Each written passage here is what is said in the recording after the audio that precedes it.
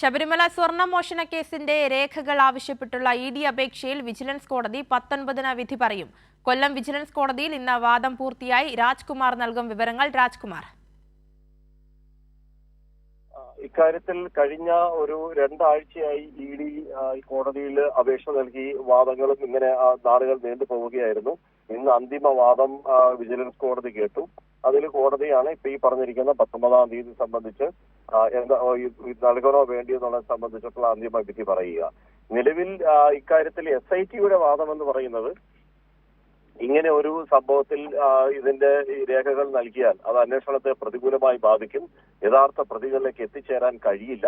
അത് മാത്രമല്ല, ഇതിൽ നിന്ന് പലതരത്തിലുള്ള ചോരാനും സാധ്യതയുണ്ട് തുടങ്ങിയ കാര്യങ്ങളാണ് SIT ഭാഗമുഖമായി ഉന്നയിച്ചത്. എന്നാൽ ഇത് ഹൈക്കോടതിയുടെ നിർദ്ദേശപ്രകാരമാണ് ഇഡി അന്വേഷിക്കുന്നത്. ഇതിൽ കള്ളപ്പണമാണ്, പണത്തിന്റെ ഇടപാടുണ്ട് എന്ന് ചൂണ്ടിക്കാട്ടിയാണ് ഇക്കാര്യത്തിൽ ഇഡി അത് ഒരു വാശി പോലെ ഇതിന്റെ രേഖകൾ വേണമെന്നാവശ്യപ്പെട്ടപ്പോൾ രംഗത്തുള്ളത്. ഇതിൽ ഇഡിയുടെ ഇപ്പോഴത്തെ ഈ നീക്കത്തിൽ ദുരൂഹതയും ചില നിയമവൃത്തങ്ങളുള്ളവർ അതിൽ ആശങ്ക പ്രകടിപ്പിച്ചിട്ടുണ്ട്. എന്തായാലും 19-നായിരിക്കും ഇക്കാര്യത്തിൽ വിധി പറയുക. ശരി, രാജ്കുമാറാണ് വിവരങ്ങൾ നൽകിയത്.